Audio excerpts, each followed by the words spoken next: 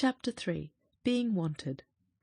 The morning after the children had been the possessors of boundless wealth, and had been unable to buy anything really useful or enjoyable with it, except 2 pairs of cotton gloves, 12-penny buns, an imitation crocodile-skin purse, and a ride in a pony-cart, they awoke without any of the enthusiastic happiness which they had felt on the previous day, when they remembered how they had had the luck to find a Psammead, or sand fairy, and to receive its promise to grant them a new wish every day. For now they had had 2 wishes, beauty and wealth, and neither had exactly made them happy. But the happening of strange things, even if they are not completely pleasant things, is more amusing than those times when nothing happens but meals, and they are not always completely pleasant, especially on the days when it is cold mutton or hash. There was no chance of talking things over before breakfast, because everyone overslept itself as it happened, and it needed a vigorous and determined struggle to get dressed, so as to be only 10 minutes late for breakfast. During this meal some efforts were made to deal with the question of the Psammead in an impartial spirit, but it is very difficult to discuss anything thoroughly, and at the same time to attend faithfully to your baby brother's breakfast needs. The baby was particularly lively that morning. He not only wriggled his body through the bar of his high chair and hung by his head, choking and purple, but he seized a tablespoon with desperate suddenness, hit Cyril heavily on the head with it, and then cried because it was taken away from him. He put his fat fist in the bread and milk, and demanded "Ma'am?" which was only allowed for tea. He sang, he put his feet on the table, he clamoured to "Go walkie?" The conversation was something like this. "Look here, about that sand fairy. Look out, he'll have the milk over." Milk removed to a safe distance. "Yes, about that fairy. Now, lamb dear, give Panther the narkipoon." Then Cyril tried. "Nothing we've had yet has turned out. He nearly had the mustard that time." "I wonder whether we'd better wish— Hullo, you've done it now, my boy." And in a flash of glass and pink baby paws, the bowl of golden carp in the middle of the table rolled on its side, and poured a flood of mixed water and goldfish into the baby's lap, and into the laps of the others. Everyone was almost as upset as the goldfish, the lamb only remaining calm. When the pool on the floor had been mopped up, and the leaping, gasping goldfish had been collected and put back in the water, the baby was taken away to be entirely redressed by Martha, and most of the others had to change completely. The pinafores and jackets that had been bathed in goldfish and water were hung out to dry, and then it turned out that Jane must either mend the dress she had torn the day before, or appear all day in her best petticoat. It was white and soft and frilly, and trimmed with lace, and very, very pretty, quite as pretty as a frock, if not more so. Only it was not a frock, and Martha's word was law. She wouldn't let Jane wear her best frock, and she refused to listen for a moment to Robert's suggestion that Jane should wear her best petticoat and call it a dress. "It's not respectable," she said. And when people say that, it's no use anyone saying anything. You'll find this out for yourselves some day. So there was nothing for it but for Jane to mend her frock. The hole had been torn the day before, when she happened to tumble down in the High Street of Rochester, just where a water-cart had passed on its silvery way. She had grazed her knee, and her stocking was much more than grazed, and her dress was cut by the same stone which had attended to the knee and the stocking. Of course, the others were not such sneaks as to abandon a comrade in misfortune, so they all sat on the grass plot round the sundial, and Jane darned away for dear life. The lamb was still in the hands of Martha, having its clothes changed, so conversation was possible. Anthea and Robert timidly tried to conceal their inmost thought, which was that the Psammead was not to be trusted. But Cyril said, "Speak out. Say what you've got to say. I hate hinting and don't know and sneakish ways like that." So then Robert said, as in honour bound, "Sneak yourself. Anthea and me weren't so goldfishy as you two were, so we got changed quicker, and we've had time to think it over, and if you ask me—" "I didn't ask you," said Jane, biting off a needleful of thread, as she had always been strictly forbidden to do. Perhaps you don't know that if you bite off ends of cotton and swallow them, they wind tight around your heart and kill you. My nurse told me this, and she told me also about the earth going round the sun. Now what is one to believe, what with nurses and science?" "I don't care who asks and who doesn't," said Robert. "but Anthea and I think the Psammead is a spiteful brute. If it can give us our wishes, I suppose it can give itself its own, and I feel almost sure it wishes every time that our wishes shan't do us any good. Let's let the tiresome beast alone and just go and have a jolly good game of thoughts on our own in the chalk pit. You will remember that the happily situated house where the children were spending their holidays lay between a chalk quarry and a gravel pit. Cyril and Jane were the more hopeful. They generally were. I don't think the Psammead does it on purpose, Cyril said. And, after all, it was a silly wish for boundless wealth. £50 in 2-shilling pieces would have been more sensible, and wishing to be as beautiful as the day is simply donkeyish. I don't want to be disagreeable, but it was. We must find a really useful wish and wish it. Jane dropped her work and said, I think so too. It's too silly to have a chance like this and not use it. I never heard of anyone else outside a book who had such a chance. There must be simply heaps of things we could wish for that wouldn't turn out Dead Sea fish, like these two things have. Do let's think hard and wish something nice, so that we can have a real jolly day, what there is left of it. Jane darned away again like mad, for time was indeed getting on, and everyone began to talk at once. If you had been there, you could not possibly have made head or tail of the talk, but these children were used to talking by fours, as soldiers march, and each of them could say what it had to say quite comfortably, and listen to the agreeable sound of its own voice, and at the same time have 3/4 of 2 sharp ears to spare for listening to what the others said.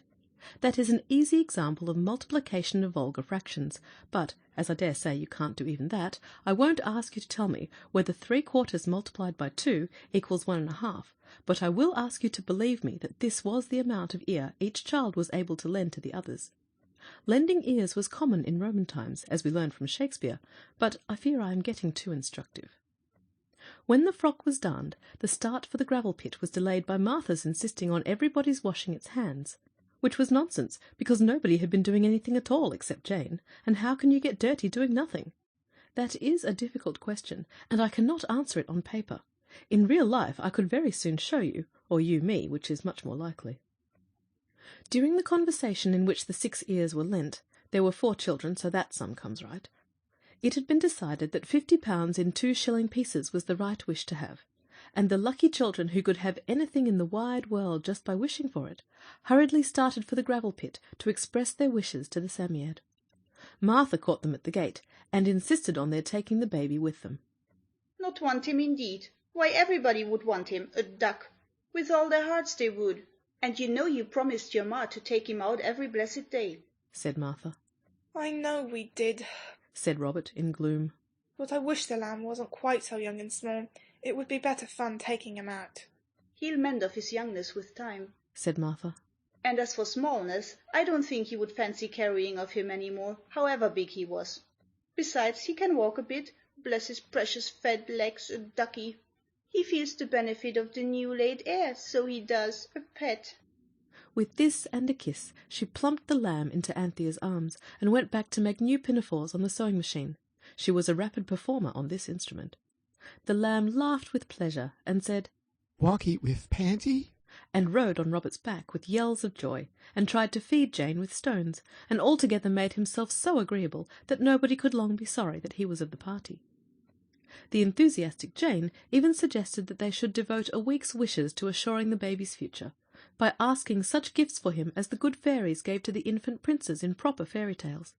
But Anthea soberly reminded her that as the sand fairies' wishes only lasted till sunset, they could not ensure any benefit to the baby's later years, and Jane owned that it would be better to wish for £50 in 2-shilling pieces, and buy the lamb a £3.15 rocking horse, like those in the big stores, with a part of the money. It was settled that as soon as they had wished for the money and got it, they would get Mr. Crispin to drive them into Rochester again, taking Martha with them if they could not get out of taking her, and they would make a list of things they really wanted before they started. Full of high hopes and excellent resolutions, they went round the safe, slow cart road to the gravel pits, and as they went in between the mounds of gravel, a sudden thought came to them, and would have turned their ruddy cheeks pale if they had been children in a book. Being real live children, it only made them stop and look at each other with rather blank and silly expressions. For now they remembered that yesterday, when they had asked the Psammead for boundless wealth, and it was getting ready to fill the quarry with the minted gold of bright guineas, millions of them, it had told the children to run along outside the quarry for fear they should be buried alive in the heavy splendid treasure. And they had run. And so it happened that they had not had time to mark the spot where the Psammead was with the ring of stones, as before. And it was this thought that put such silly expressions on their faces. "Never mind," said the hopeful Jane. "we'll soon find him." But this, though easily said, was hard in the doing. They looked, and though they found their seaside spades, nowhere could they find the sand fairy.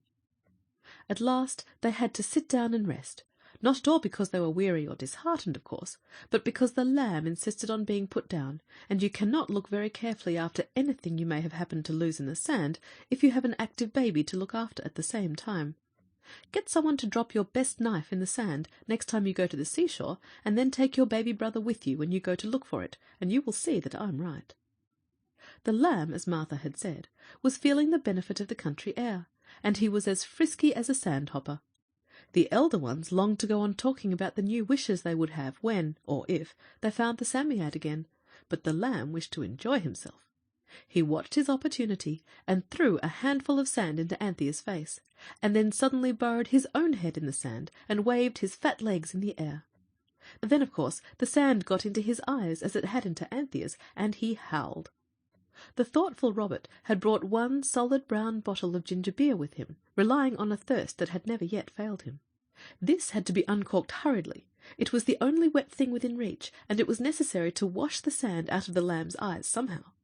Of course the ginger hurt horribly, and he howled more than ever. And amid his anguish of kicking, the bottle was upset, and the beautiful ginger beer frothed out into the sand and was lost for ever. It was then that Robert, usually a very patient brother, so far forgot himself as to say, "Anybody would want him indeed, only they don't. Martha doesn't, not really, or she'd jolly well keep him with her. He's a little nuisance, that's what he is. It's too bad. I only wish everybody did want him with all their heart. We might get some peace in our lives." The lamb stopped howling now, because Jane had suddenly remembered that there is only one safe way of taking things out of little children's eyes, and that is with your own soft wet tongue. It is quite easy if you love the baby as much as you ought to do. Then there was a little silence. Robert was not proud of himself for having been so cross, and the others were not proud of him either. You often notice that sort of silence when someone has said something it ought not to, and everyone else holds its tongue and waits for the one who oughtn't to have said it is sorry. The silence was broken by a sigh. A breath suddenly let out. The children's heads turned as if there had been a string tied to each nose, and somebody had pulled all the strings at once. And everyone saw the sand fairy sitting quite close to them, with the expression which it used as a smile on its hairy face. "Good morning," it said. "I did that quite easily. Everyone wants him now." "It doesn't matter," said Robert sulkily, because he knew he had been behaving rather like a pig. "No matter who wants him. There's no one here to, anyhow." "Ingratitude," said the Psammead, "is a dreadful vice." "We're not ungrateful," Jane made haste to say. "but we didn't really want that wish. Robert only just said it. Can't you take it back and give us a new one?" "No, I can't," said the sand fairy shortly. "Chopping and changing. It's not business. You ought to be careful what you do wish.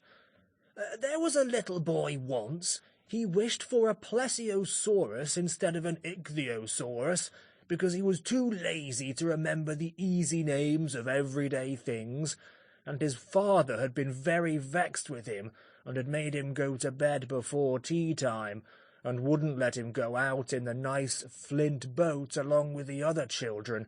It was the annual school treat next day, and he came and flung himself down near me on the morning of the treat, and he kicked his little prehistoric legs about and said he wished he was dead.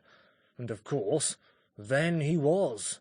"How awful!" said the children all together. "Only till sunset, of course," the Psammead said.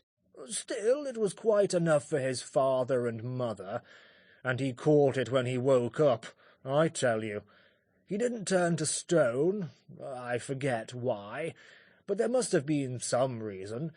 They didn't know being dead is only being asleep, and you're bound to wake up somewhere or other, either where you go to sleep or in some better place. You may be sure he caught it, giving them such a turn. Why, he wasn't allowed to taste megatherium for a month after that. Nothing but oysters and periwinkles and common things like that." All the children were quite crushed by this terrible tale. They looked at the Psammead in horror. Suddenly the lamb perceived that something brown and furry was near him. Poof, poof, poofy, he said, and made a grab. It's not a pussy, Anthea was beginning, when the sand fairy leaped back. Oh, my left whisker, it said. Don't let him touch me, he's wet. Its fur stood on end with horror, and indeed a good deal of the ginger beer had been spilt on the blue smock of the lamb. The Semir dug with its hands and feet, and vanished in an instant and a whirl of sand. The children marked the spot with a ring of stones. We may as well get along home, said Robert. I'll say I'm sorry, but anyway, if it's no good, it's no harm, and we know where the sandy thing is for tomorrow. The others were noble. No one reproached Robert at all. Cyril picked up the lamb, who was now quite himself again, and off they went by the safe cart road. The cart road from the gravel pit joins the road almost directly. At the gate into the road, the party stopped to shift the lamb from Cyril's back to Robert's. And as they paused, a very smart open carriage came in sight, with a coachman and a groom on the box. And inside the carriage a lady, very grand indeed, with a dress all white lace and red ribbons, and a parasol all red and white, and a white fluffy dog on her lap with a red ribbon round its neck. She looked at the children, and particularly at the baby, and she smiled at him. The children were used to this, for the lamb was, as all the servants said, a very taking child. So they waved their hands politely to the lady, and expected her to drive on. But she did not. Instead, she made the coachman stop, and she beckoned to Cyril, and when he went up to the carriage, she said, "What a dear, darling duck of a baby! Oh, I should so like to adopt it. Do you think its mother would mind?" She'd mind very much indeed, said Anthea shortly.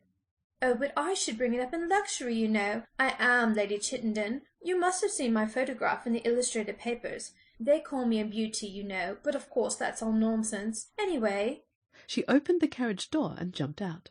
She had the wonderfulest red high-heeled shoes with silver buckles.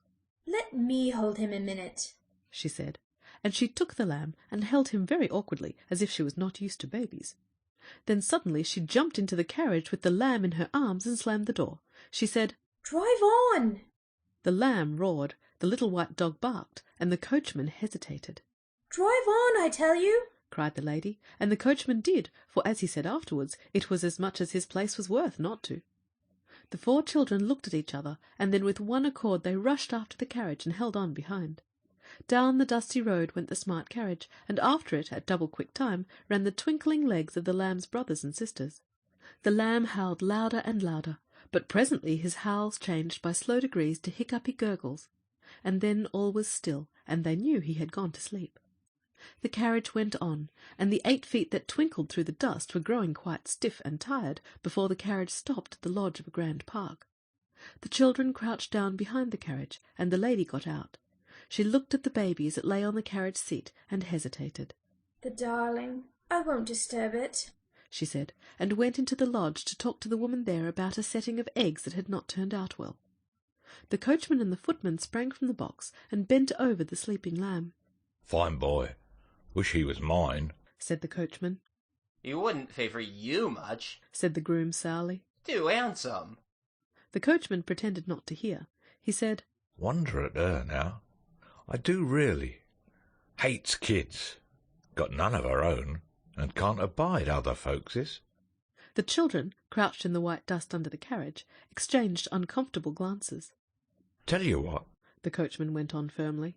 "Blowed if I don't hide the little nipper in the hedge, and tell her his brothers took him. Then I'll come back for him afterwards." "No, you don't," said the footman. "I've took to that kid so as never was. If anyone's to have him, it's me. So there." "Stop your talk," the coachman rejoined. "You don't want no kids, and if you did, one kid's the same as another to you. But I'm a married man, and a judge of breed. I knows a first-rate yearling when I sees him. I'm a-going to have him, and least said, soonest mended."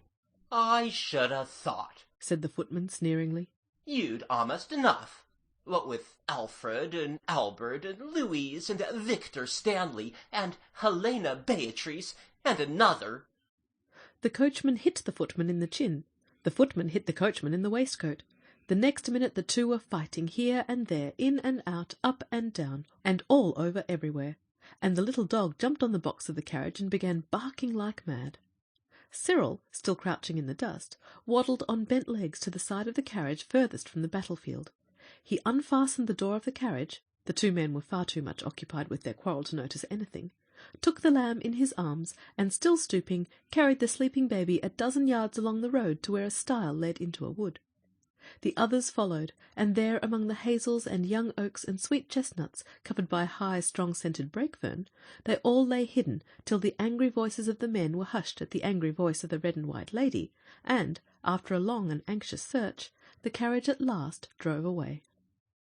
"My only hat!" said Cyril, drawing a deep breath as the sound of wheels at last died away. "Everyone does want him now, and no mistake. That Sammy-ad has done us again. Tricky brute. For any sake, let's get the kids safe home." So they peeped out, and finding on the right hand only Lonely White Road, and nothing but Lonely White Road on the left, they took courage and the road, Anthea carrying the sleeping lamb. Adventures dogged their footsteps. A boy with a bundle of faggots on his back dropped his bundle by the roadside and asked to look at the baby, and then offered to carry him, but Anthea was not to be caught that way twice. They all walked on, but the boy followed, and Cyril and Robert couldn't make him go away till they had more than once invited him to smell their fists. Afterwards, a girl in a blue and white checked pinafore actually followed them for a quarter of a mile, crying for "The precious baby." And then she was only got rid of by threats of tying her to a tree in the wood with all their pocket handkerchiefs. "So that bears can come and eat you as soon as it gets dark," said Cyril severely. Then she went off crying. It presently seemed wise to the brothers and sisters of the baby who was wanted by everyone to hide in the hedge whenever they saw anyone coming, and thus they managed to prevent the lamb from arousing the inconvenient affection of a milkman, a stone-breaker, and a man who drove a cart with a paraffin barrel on the back of it. They were nearly home when the worst thing of all happened. Turning a corner suddenly, they came upon two vans, a tent, and a company of gypsies encamped by the side of the road. The vans were hung all around with wicker chairs and cradles, and flower-stands and feather-brushes.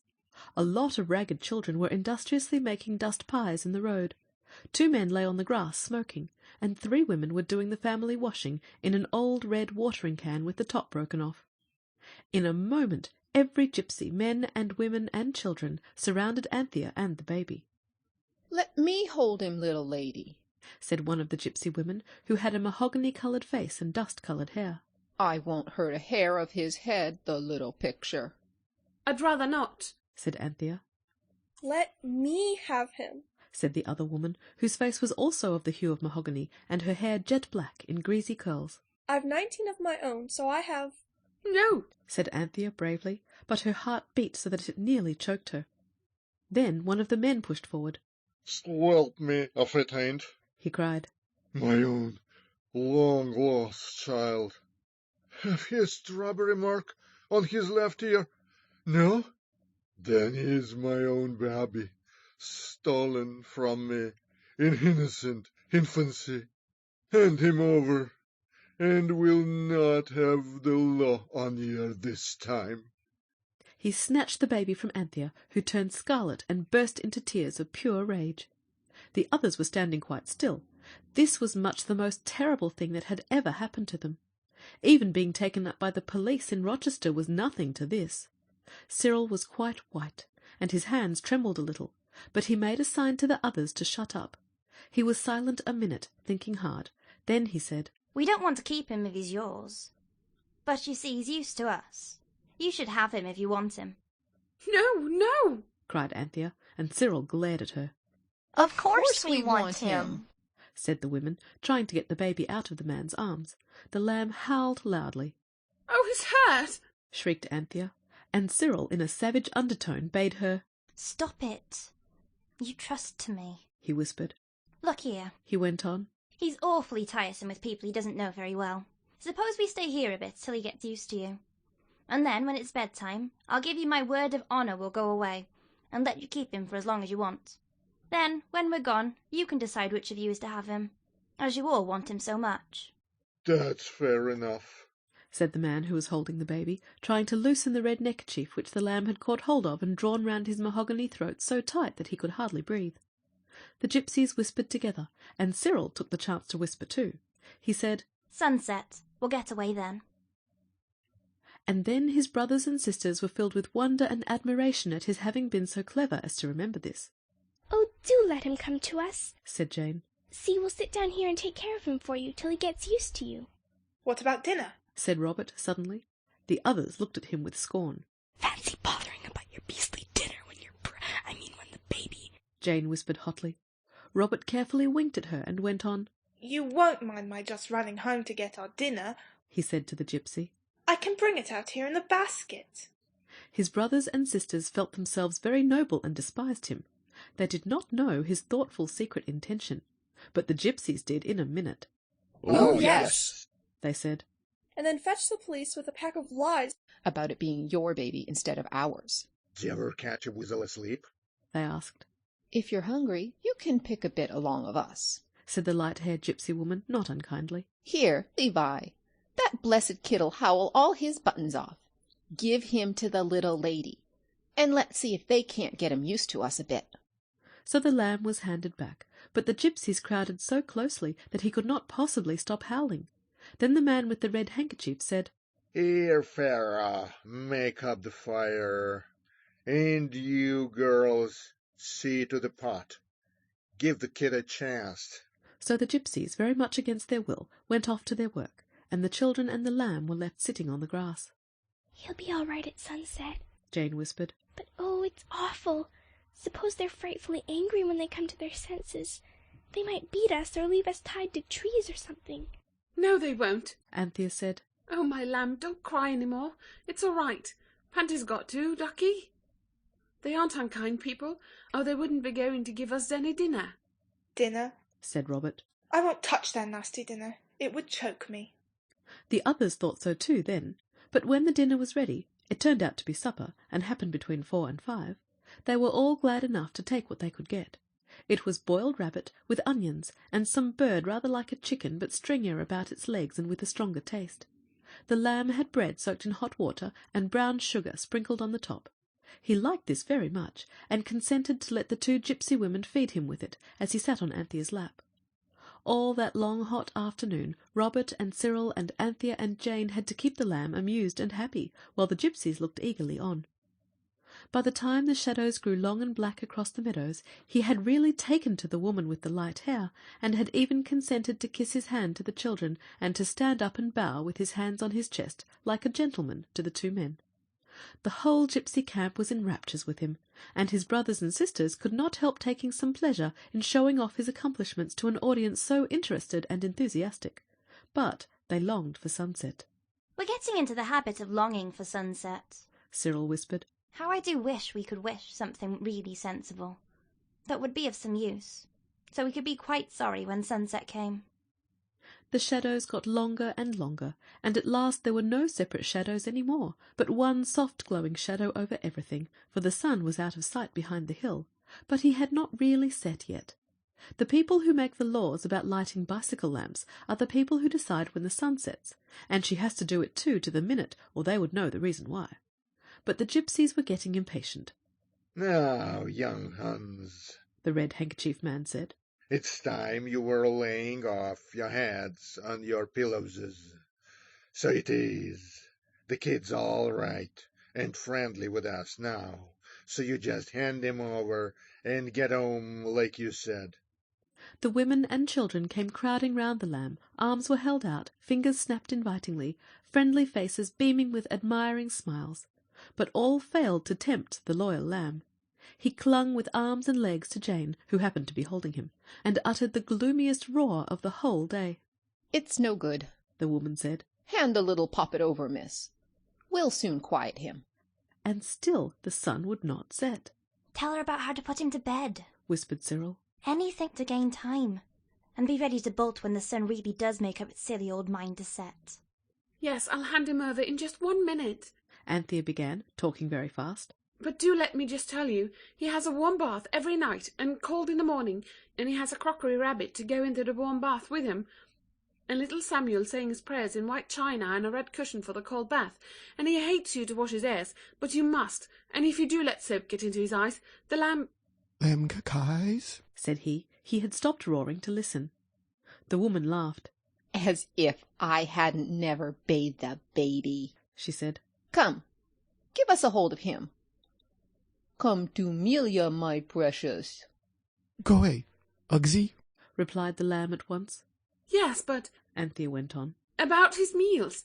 You really must let me tell you he has an apple or banana every morning, and bread and milk for breakfast, and an egg for his tea sometimes, and— I've brought up 10, said the black ringleted woman. besides the others. Come, miss, and I'm over. I can't bear it no longer. I just must give him a hug. We ain't settled yet who's his to be, Esther, said one of the men.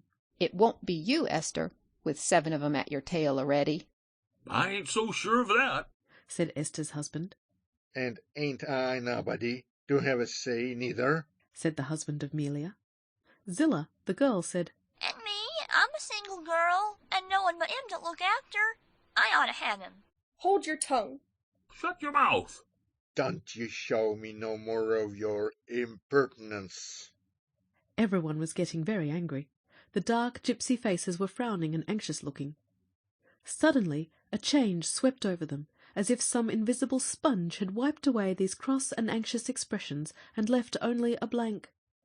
The children saw that the sun really had set, but they were afraid to move, and the gypsies were feeling so muddled because of the invisible sponge that had washed all the feelings of the last few hours out of their hearts that they could not say a word.